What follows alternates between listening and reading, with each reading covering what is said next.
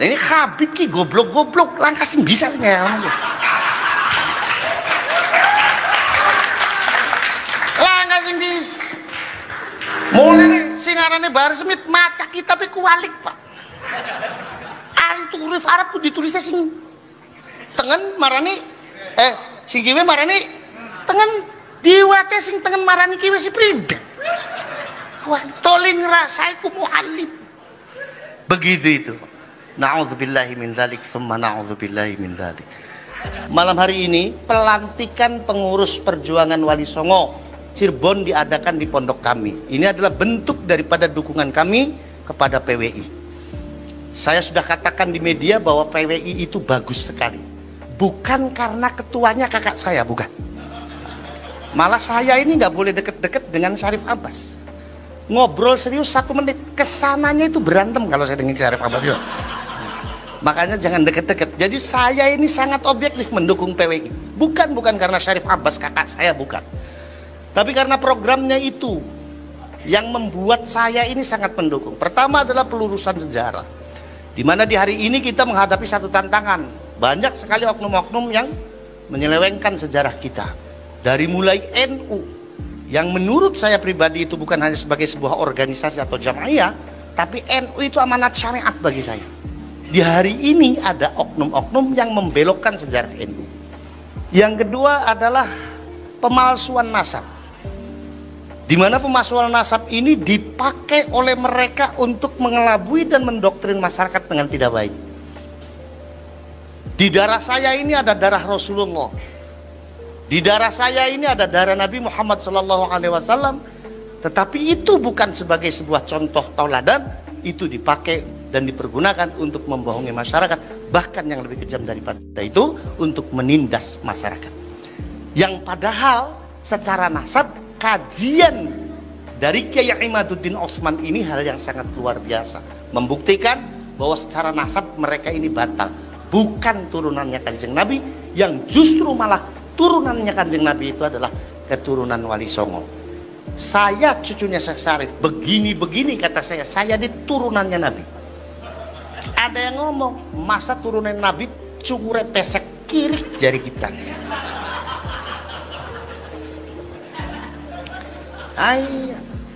Akhirnya apa? Karena doktrinnya yang begitu kuat, akhirnya masyarakat memahami bahwa turunannya Kanjeng Nabi ukurannya cungur. Kalau ukurannya cungur, masa saya dengan Syarif Abbas beda keturunan? Ya kan? Syarif Abbas ini kan hidungnya mancung. Kalau dikatakan turunannya Nabi, wajar, pantas. Wajahnya nih Arabi. Kalau saya Cirebon Tulen, Pak. Mulane lagi kita ngomong, mungkinan turunannya Sunan Gunung Jati, mungkinan turunannya Kanjeng Nabi. Anas ngomong, masa turunannya Kanjeng Nabi cungurnya pesek kirik jadi gitu.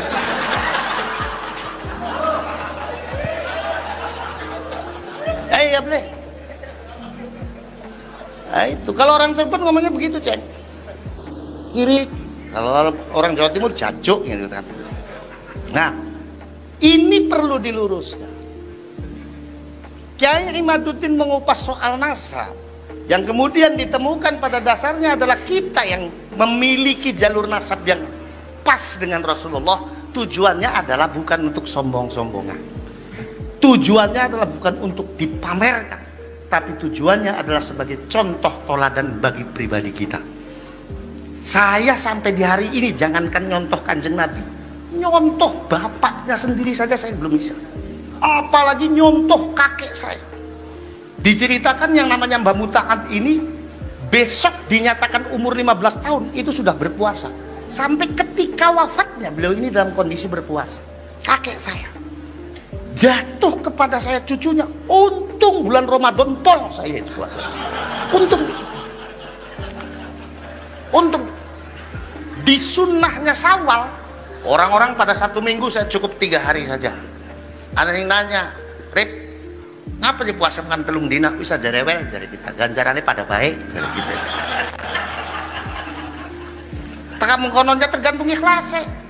Maksudnya tergantung ikhlasnya, ente sih puasa seminggu pameran, kita sih telung dina menang-menang baik dari kita. Ya inilah. Nah, maka yang terjadi akhirnya apa? Di Indonesia ini tidak terasa terjadi Arabisasi, Pak. Arabisasi itu nggak benar bagi kita orang Indonesia. Kenapa? Karena Rasulullah sendiri itu mengajarkan tentang nasionalisme kebangsaan. Ketika beliau mengatakan ana Arabiyun, saya Arab, dan siapa yang membenci Arab berarti membenci saya. Itu bukan semata-mata Rasulullah mengajak kita untuk mencintai orang Arab. Kalau hadis itu dimaknani bahwa kita harus mencintai orang Arab, pertanyaannya, apa yang harus kita cintai dari orang Arab di hari ini? Orang yang kerap kali mempermainkan hukum agama, orang yang kerap kali melecehkan wanita-wanita Indonesia, kerap kali TKW kita ini menjadi kambing hitam hukum bagi mereka.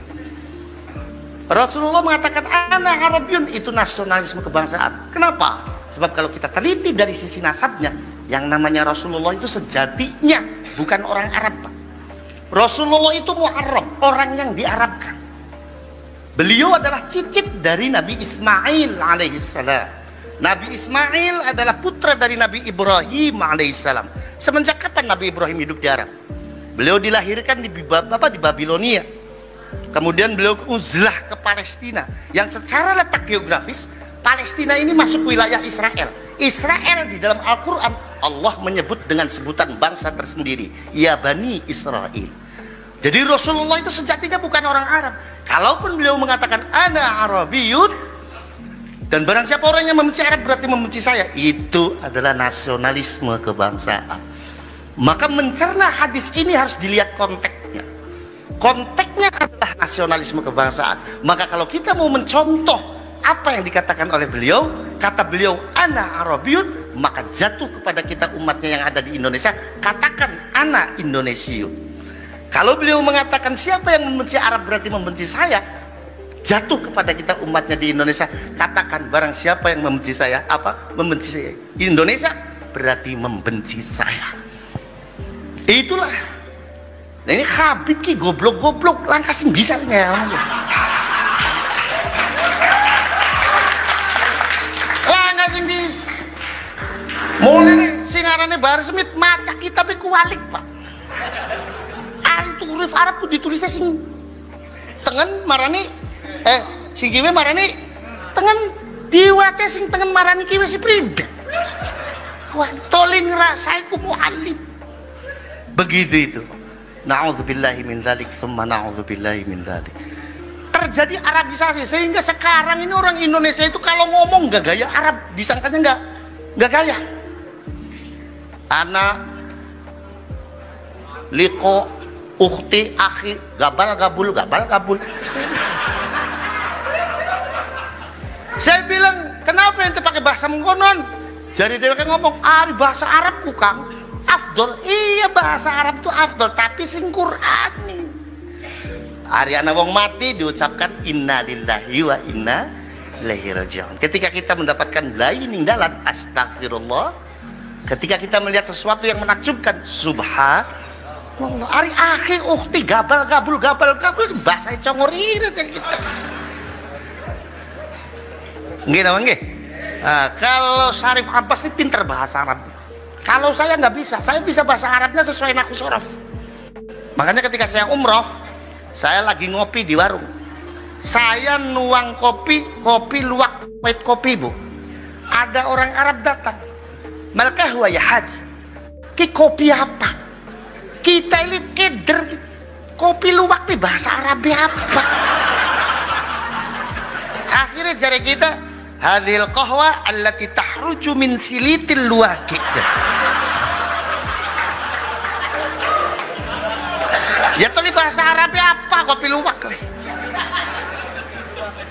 Kata teman saya yang di samping, Gus, kalau kapal api apa Gus bahasa Arabnya? Safinatun nar.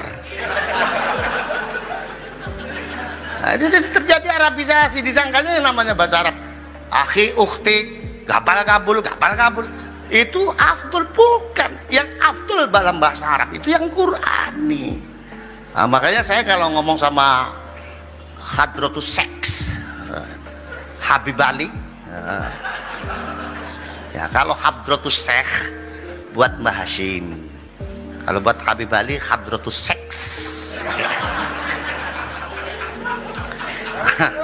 Itu kalau ngomong, kalau sama beliau itu ngeledekin orang Arab itu seneng.